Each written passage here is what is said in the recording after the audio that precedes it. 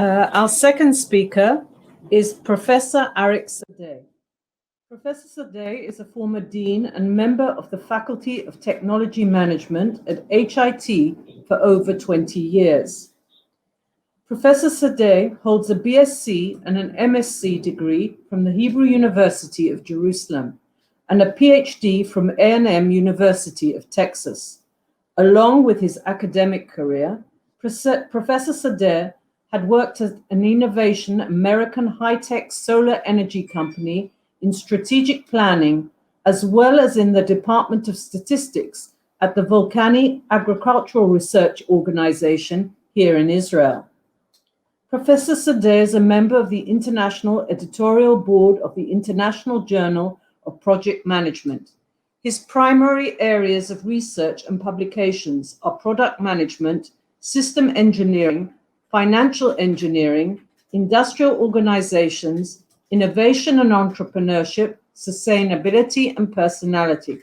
This will certainly be a multidisciplinary journey. Welcome, Professor Sadeh. Thank you very much for the nice introduction. I'll turn off the other devices that I have here. That's okay. I would like to talk about well-being. How do we measure well-being, and the relationships, I would say, between well-being and technology intensity. Okay, roughly speaking, in a grid framework. I would like to start with a few words about the motivation and the background for my talk. Actually, it all started with, as what we are having these days, the COVID-19 pandemic, okay? And of course, it has influenced all the disciplines in our lives. From the economic point of view, we do care about the interventions of governments all over the world in the economy of their own states. And this phenomena has been increased sharply, and it is somehow, of course, somehow, is related to the well-being, I would say, well-being feeling of all of us.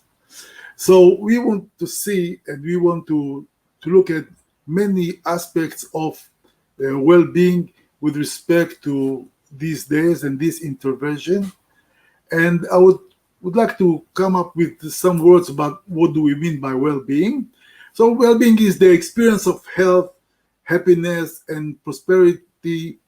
It includes having good mental health, high life satisfaction, a sense of meaning or purpose, and ability to manage stress. More generally, I would say, well-being is just feeling well, okay? And I took this definition from the literature. I would like to say a few words about some data that brought me into this discipline, and I collected this data from the OECD.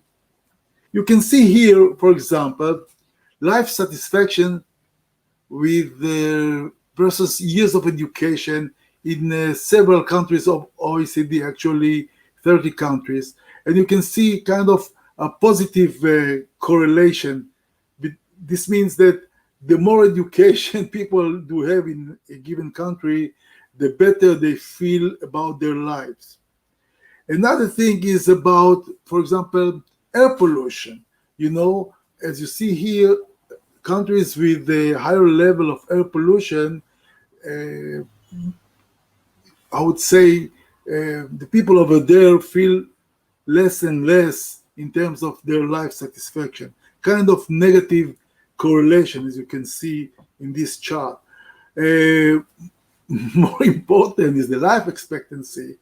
It's not cutting clear the relationship between air pollution and life expectancy, but you can see it's somehow negative. Somehow it's not, okay.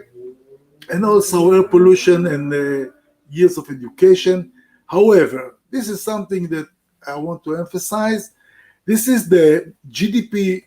Okay, it's a kind of indicator for the wealth of a country. And the higher the GDP is, this means that the country or the state is more and more, rich. And here we can see that life satisfaction is going up as GDP per capita is going up. And this is a very interesting phenomena. It should bother us. It should bother us because this means that people in rich countries feel much better than people in less, I would say, less rich. Okay, they have less wealth. Something else that this somehow brings us to our topic, and this is the patents per capita. I collected data from the OECD data sets, and you can see here that the more patents there are in a given country per capita, okay, and this is a symbol or very well-known index for technology intensity, technology performance, technology progress in a given country. Okay, for example, you can see Israel, it's marked here, okay? It's with a lot of patents per capita. I don't show here Norway, which is much to the right, by the way. But roughly speaking, you can see here that this is not a straight line. This is not just a positive correlation between patents per capita and life satisfaction. And this is somehow a very, interesting phenomena to see that when you check data about the OECD data sets. I want to say a few things about technology in general.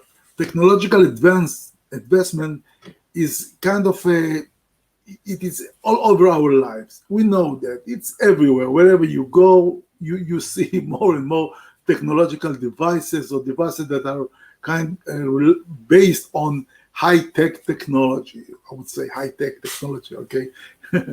And of course, in developed countries, the technology is much more, has much more influence all over our lives. I would say always that,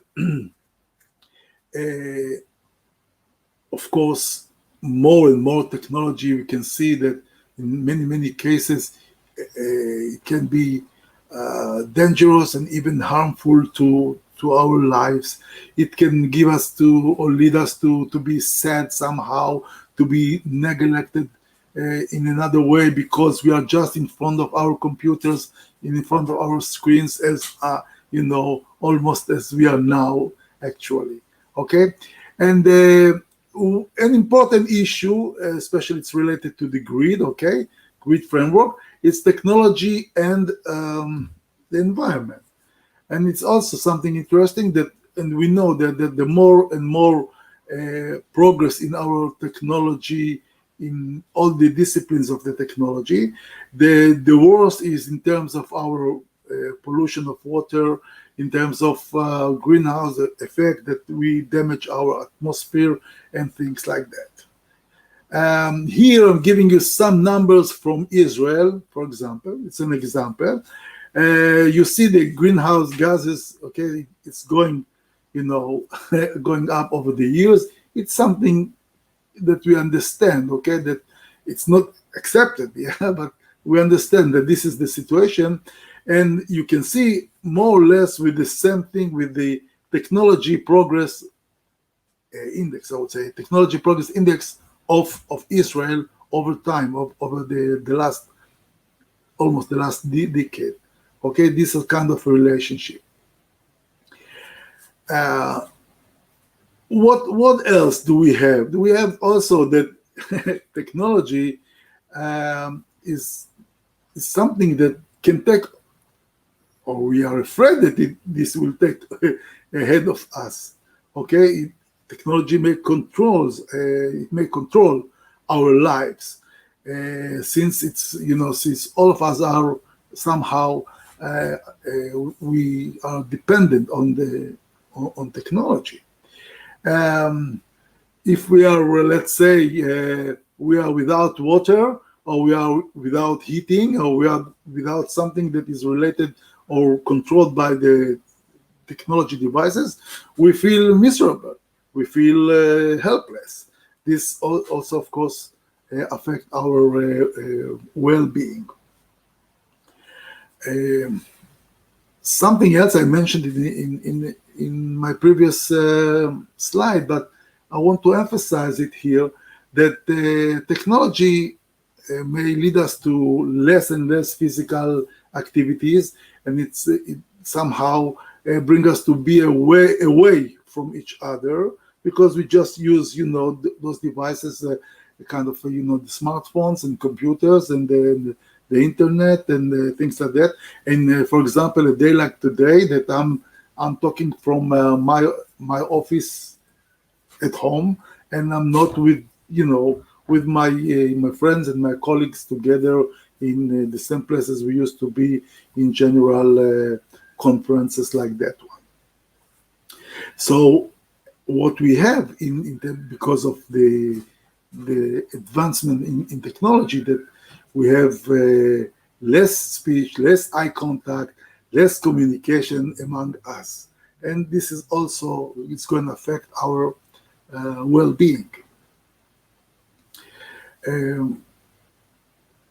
I don't have to mention it, but let's say that we all know the advantages that we have from the technology with all those high-tech devices lead us, to communicate using the GPS, to move from one place to another, to do many things in the same time, to communicate with many people all over the world and things like that. So there are many advantages of the technology. Okay, so that's what I want to relate to in my study, that actually we want to see the ability to perform actions and activities in front of other parties and users simultaneously, including immediate retention of information, allowed everyone to express their opinion on the network, protects people from road accidents, for example, and saves lives by treating diseases. And as we know, the immunization that we are going to have hopefully soon for this COVID-19 virus. All this lead me to state the statement here. So what we want to see is the factors that are associated with technological usage, mainly devices at work and at home, and their impact on our well-being. This is part of many things that I have to admit that we are doing, and we are working on the impact of the advancement of technology on our lives. So based on our research and our literature review, we came up with few hypotheses. One of them is the relationship between technology usage intensity and well-being, if at all, and if there is that technology intensity at work has a different role on well-being than technology intensity at home. Okay, because we have, technological devices at home, we have technological devices at work in other parts of our lives, but these are the main factors that I want to concentrate here. Okay, so I want to report, about a plenary research that we have conducted here at HIT. We collected data about 222 people, 100 males and 122 females. Some numbers about their BMI. About 92 of them, are with BMI. It's an index of health and over 25. Which is not good. And the average BMI among all those 222 respondents was 24.63. The average age is almost 37, with roughly speaking, very, very big standard deviation. So this is, roughly speaking, some numbers about our sample. We conducted the analysis in several ways. I'll inform you later on. On the first one, of course, kind of descriptive analysis, and then multivariate analysis of all those data. Well-being with respect to the level of technology intensity in general, and at home and at work in particular. And then kind of between subject effects, okay, all the statistical analysis as the first phase of our study. Then I moved to second stage of the study, and we conducted the so-called structural equation modeling analysis. And with that, we analyzed the so-called the structural model. I mean, the framework of the entire system, I would say, of the relationship between people, their well-being, and the technology intensity. Some information about the variables of interest. So, for example, we asked people if they feel no discrimination, the extent they trust the state, the country, okay? The number of hours they are sitting, either at home and in the office, their BMI, their physical activities, their age. We also treated the gender. I marked it in red. I'll explain later on. We asked about their intensity of technological usage at work and at home, and not just at home, but also in their leisure time. So, to make the story short, I would say, this is the construct of technology intensity. It's built of several variables. Each variable is actually a question in our questionnaire. And then we ask about number of mobile devices, the social media accounts. Some people have 1 or 2 or 3 and so on of social media accounts. Okay, number of mobile upgrades, how frequently you have upgraded your mobile, and also the last one, using technical devices.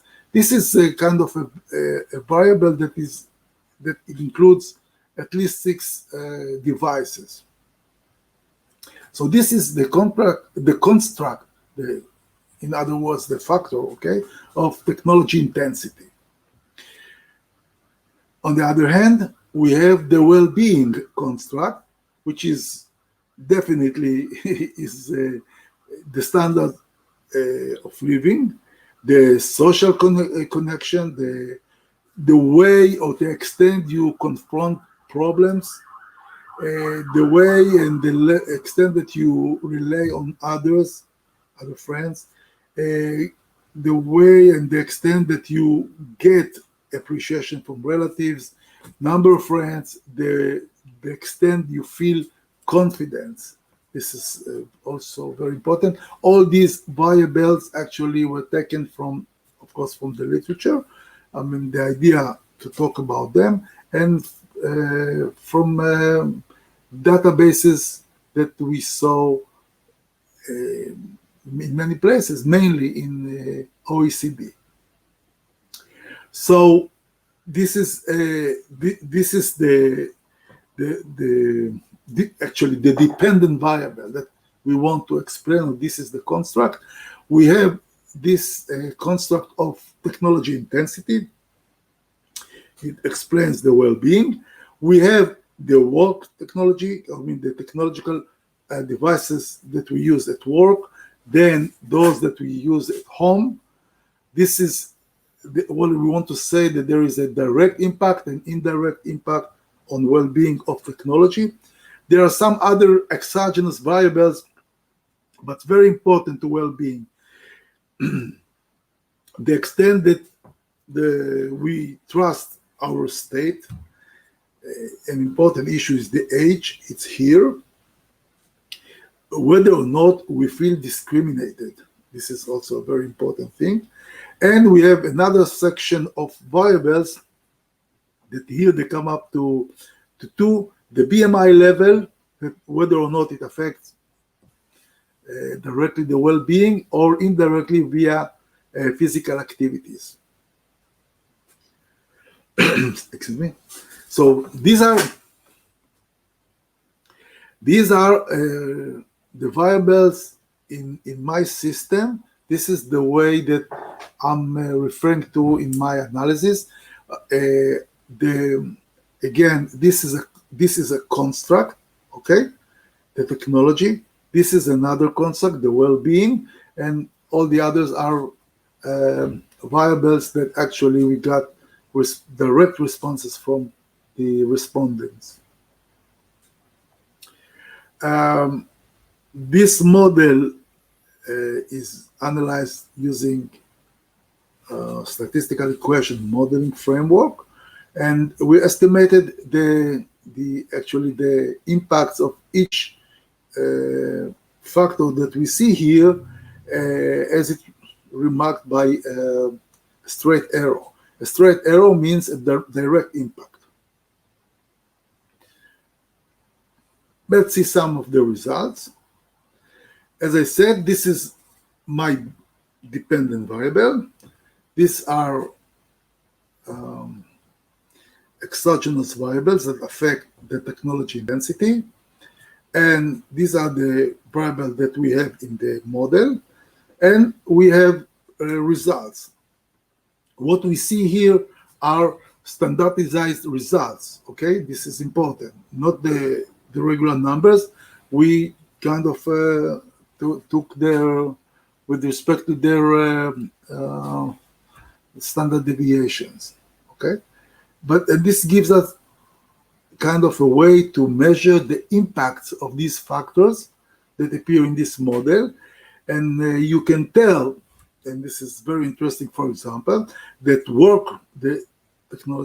the level, I would say, the level of technological usage at work has a very, very big impact on the technology, the technological devices that we use at home. It's a very, very big, or I would say large coefficient. This is with respect to other coefficients. For example, as you see here, the way we trust our state. It has a very, very important factor on well-being. And it seems to me that it's very important also, not also, obviously in Israel, and also the extent that we feel no discrimination. Please notice it's no discrimination. The BMI, for example, we know that higher BMI is bad, okay? But this is inverse of BMI, okay? I changed the direction, and this means that the more BMI you have, it's kind of you have more physical activities. But okay, it's the opposite. What I mean is the less, the higher BMI you have, the less activity you conduct, and this is going to affect your well-being. So actually, we see that almost there is no direct relationship between BMI and well-being. This is very strange, but this is very significant as it appears here. The same thing we see about age. It's very interesting. We thought that age has significant impact on well-being. Say, for example, maybe young people feel better, or maybe, things like that. No, we couldn't find that. It's almost zero, the impact of age on well-being. However, there is impact of age on how do we trust the state. And we see here positive impact. This means the older you are, you feel better and better in terms of trusting the state. It's not a good sign, I would say, but it appears from the data. And And another thing is feeling no discrimination. It's very important. When you feel no discrimination, it has a very big, important impact on your well-being. Let's summarize those direct impacts. These are direct impacts. I want to show you one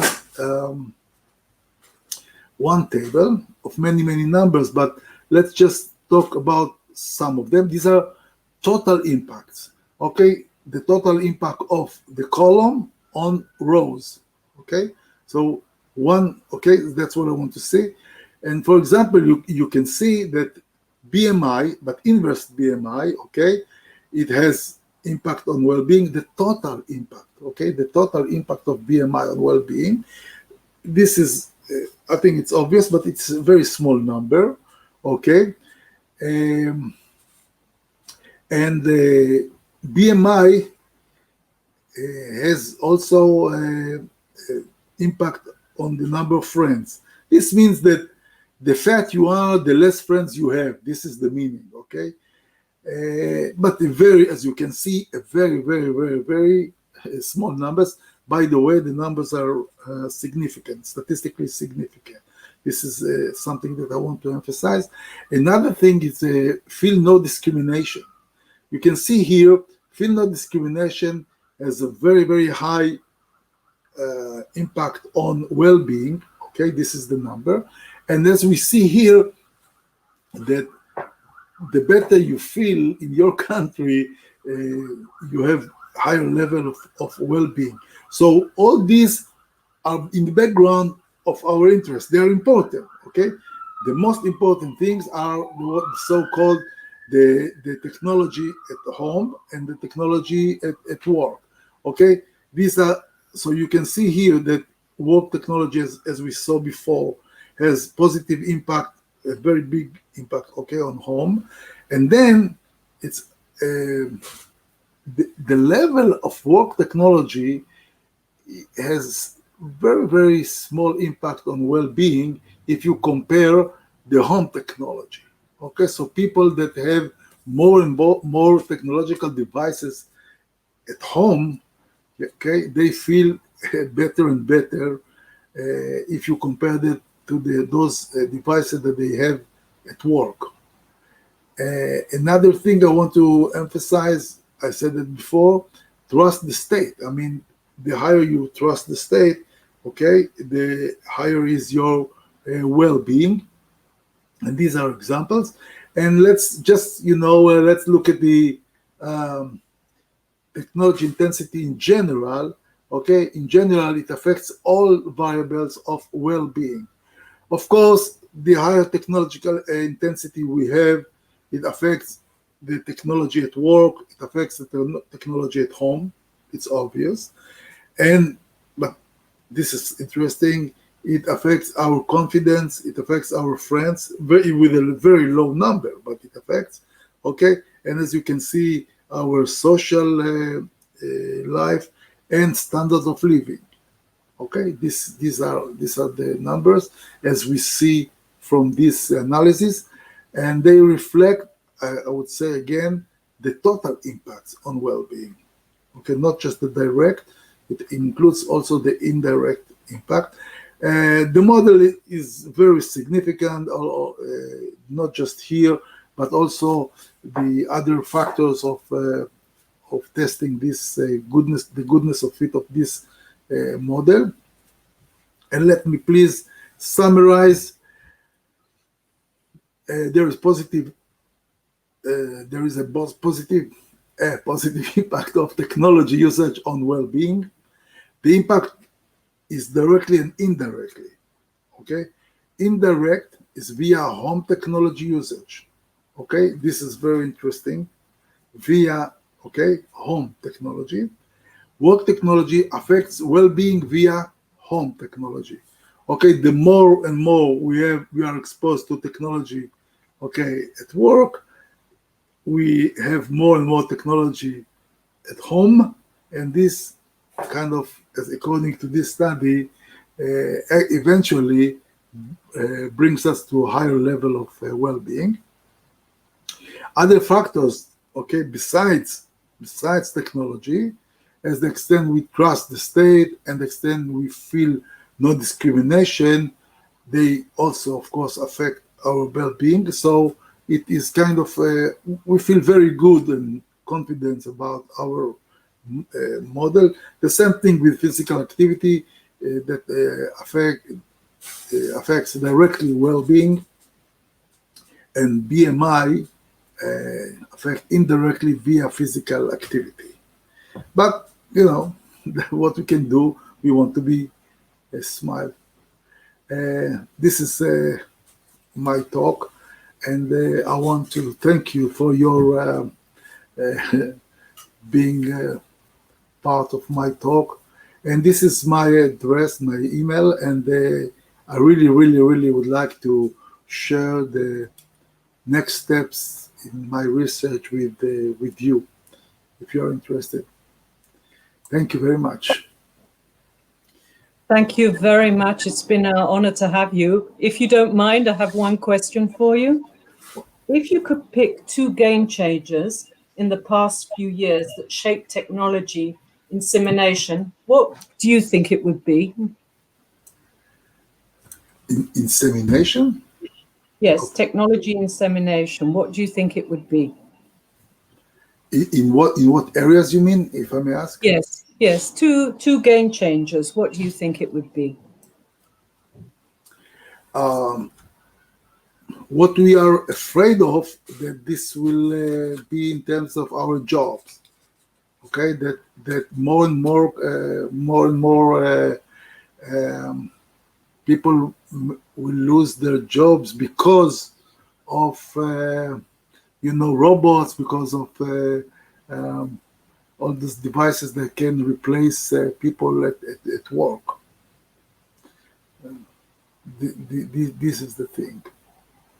Okay, we're living in interesting times. So once again, thank you very much for joining us. We appreciate it. Have a good afternoon.